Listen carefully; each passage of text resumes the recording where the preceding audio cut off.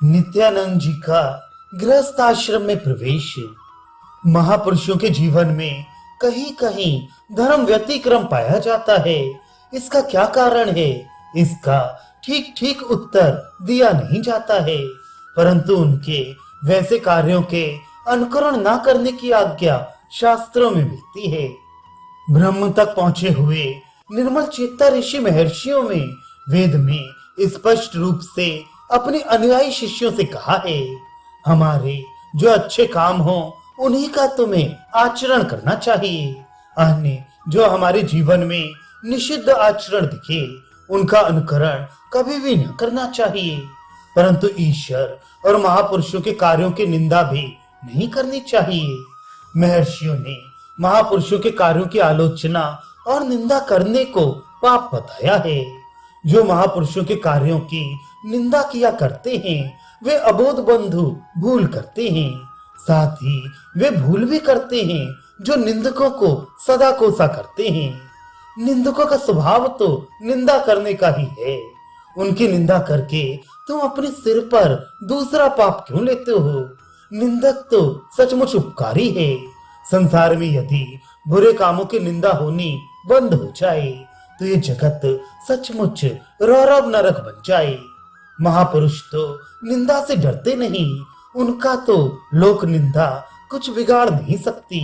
नीच प्रकृति के लोग लोक निंदा के भय से बुरे कामों को छिपा कर करते हैं और सर्वसाधारण लोग लोक निंदा के ही भय से पाप कर्मों में प्रवृत्त नहीं होते।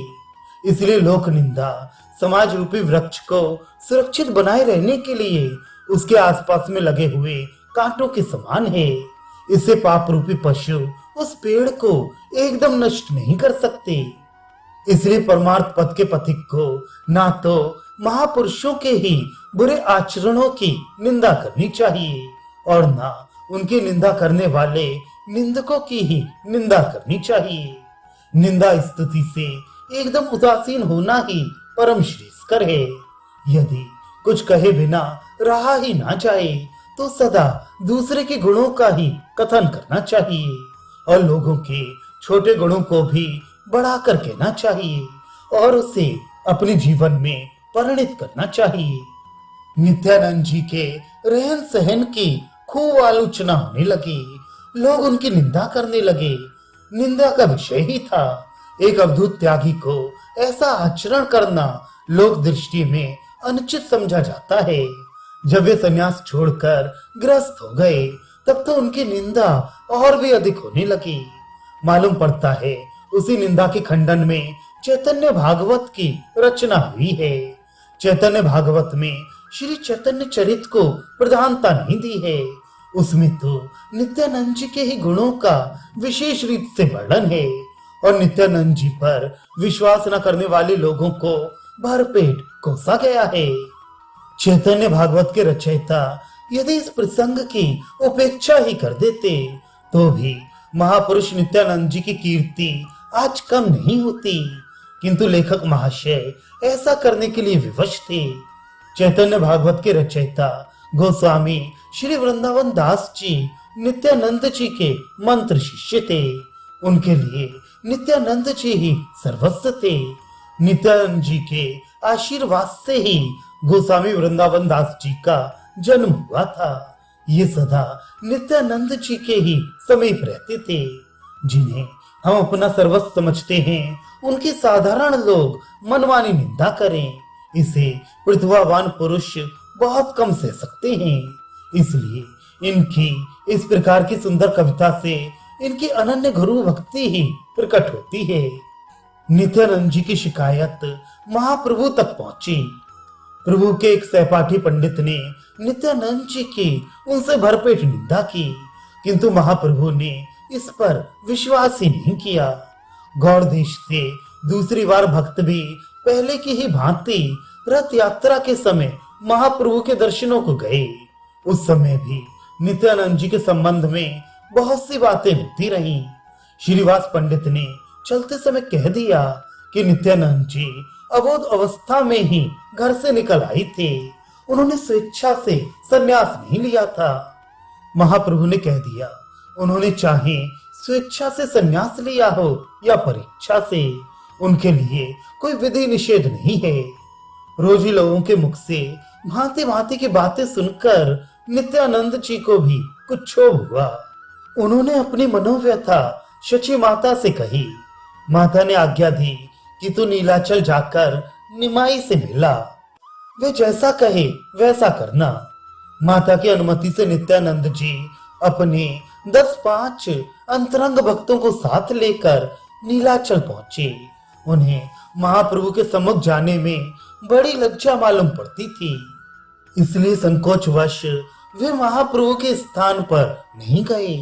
बाहर ही एक बाग में बैठे हुए वे पश्चाताप के आंसू बहा रहे थे कि उसी समय समाचार पाते ही प्रभु वहां दौड़े आए और वे नित्यानंद जी की प्रशंसा करते हुए उनकी प्रदक्षिणा करने लगे। प्रभु को प्रदक्षिणा करते देखकर नित्यानंद जी जल्दी से प्रभु को प्रणाम करने के लिए उठे, किंतु प्रेम के आवेश में वही मूर्छित होकर गिर पड़े। उनकी मूर्छित दशा में ही प्रभु ने उनकी चरण धूलि को अपने मस्तक पर चढ़ाया। महाप्रभु के पश्चात सभी भक्तों ने नित्यानंद जी की चरण रज मस्तक पर चढ़ाई। प्रभु उनका पैर पकड़कर बैठ गए। वाह्य ज्ञान होने पर नित्यानंद जी उठे। वे कुछ कहना ही चाहते थे, किंतु प्रेम के आवेश में कुछ भी ना कह सके। उनका सिर आपसे आप ही लुढ़क कर महाप्रभु की गोदी में गिर पड़ा। महाप्रभु उनके मस्तक को बार बार सूंघने लगे और अपने कर कमलों से उनके पुलकित हुए अंगों पर धीरे धीरे हाथ फेरने लगे। दोनों भाई बड़ी देर तक इसी प्रकार प्रेम में बेसुध बने उसी स्थान पर बैठे रहे। फिर महाप्रभु उन्हें हाथ पकड़कर अपने यहाँ ले गए और वे अब पुरी में ही रहने लगे। गदाधर जी क्षेत्र संन्यास लेकर यमेश्वर के निर्जन मंदिर में रहते थे। नित्यानंद जी उन्हीं के पास ठहरे। गदाधर के लिए वे गौड़ देश से एक मन सुंदर सुगंधित अरवा चावल और एक बहुत बढ़िया लाल वस्त्र उपहार में देने के लिए साथ लाए थे। गदाधर ने उन सुगंधित चावलों को सिद्ध किया। इमली के पत्तों की चटनी भी बनाई। सभी सोच रहे थे कि इस समय महाप्रभु ना हुए, किसी का इतना साहस ना हुआ कि प्रभु को निमंत्रण करे। ये लोग सोच ही रहे थे कि इतने में ही किसी ने द्वार खटखटाया। गदाधर ने जल्दी से किवाड़ खोले। देखा महाप्रभु खड़े हैं। सभी महाप्रभु की इस भक्त वत्सलता की मन ही मन सराहना करने लगे। महाप्रभु जल्दी से स्वयं ही भोजन करने बैठ गए। सभी को साथ ही बैठकर प्रसाद पाने की आज्ञा हुई। महाप्रभु की आज्ञा सभी ने पालन की। सभी प्रभु के साथ बैठकर प्रसाद पाने लगे। प्रसाद पाते पाते प्रभु कहते जाते थे, आहा हमारा कैसा सौभाग्य है। श्रीपाद जी के लाए हुए चावल, गदाधर के हाथ से बनाए हुए, फिर गोपीनाथ भगवान का महाप्रसाद। इस प्रसाद से श्री कृष्ण प्रेम की प्राप्ति होती है। इन चावलों की सुंदर सुगंध ही भक्ति को बढ़ाने वाली है। महाप्रभु के इस प्रकार प्रसाद पाने से सभी को परम प्रसन्नता प्राप्त हुई। रथ यात्रा के समय नियमानुसार तीसरी बार भक्तों के आने का समय हुआ। अब के भक्त अपनी स्त्रियों को भी साथ लेकर आए थे। भक्तों की विदाई के समय नित्यानंद जी को एकांत में बुलाकर महाप्रभु ने उनसे कहा, श्रीपाद आपके लिए विधि निषेध क्या? आप तो वृंदावन विहारी गोप कृष्ण के उपासक हैं। बेचारे गंवार ग्वाल बाल विधि निषेध क्या जाने। अब आप एक काम करें, अपना विवाह कर लें और आदर्श ग्रस्त बनकर लोगों के सम्मुख एक सुंदर आदर्श उपस्थित करें कि गृहस्थ में रहकर भी किस प्रकार भजन, कीर्तन और परमार्थ चिंतन किया जाता है। गदगद कंठ से अश्रु विमोचन करते हुए नित्यानंद जी ने कहा, प्रभु आप तो घर में संतानहीन युवती विष्णु प्रिया जी को छोड़कर सन्यासी बन गए हैं और मुझे सन्यासी से ग्रस्त बनने का उपदेश कर रहे हैं। आपकी लीला जानी नहीं जाती। महाप्रभु ने कहा, श्रीपाद मैं अब गृहस्थी भोगने के योग्य नहीं रहा। मेरी अवस्था एकदम पागलों की सी हो गई है। मुझसे अब किसी भी काम की आशा करना व्यर्थ है। अब संपूर्ण गौड़ देश का भार आपके ही ऊपर है और ये काम आपके ग्रस्त बन जाने पर ही हो सकेगा। नित्यानंद जी ने कहा, प्रभु, मैं आपकी आज्ञा के सम्मुख लोक निंदा और शास्त्र मर्यादा की भी परवाह नहीं करता। लोग मेरी निंदा तो खूब करेंगे कि सन्यासी से अब ग्रस्त बन गया, किंतु आपकी आज्ञा के सम्मुख मैं इन निंदा वाक्यों को अति तुच्छ समझता हूँ। आप जैसी आज्ञा देंगे वैसा ही मैं करूंगा। महाप्रभु तो सबके मन की बातें जानते थे, किससे कौन सा काम कराना उचित होगा इसका उन्हें ही ज्ञान था। कहाँ तो अपने अंतरंग विरक्त भक्तों को स्त्री दर्शन करना भी पाप बताते थे और कहा करते थे, स्त्रियों का और स्त्रियों से संसर्ग रखने वाले विषय पुरुषों का दर्शन भी विषभक्षण से भी बुरा है।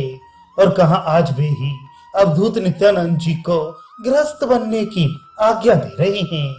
नित्यानंद जी ने महाप्रभु की आज्ञा शिरोधार्य की और वे फिर पुरी से लौटकर पानी हाटी में राघव पंडित के ही यहाँ आकर ठहरे। इस प्रांत में नित्यानंद जी का प्रभाव पहले से ही अत्यधिक था।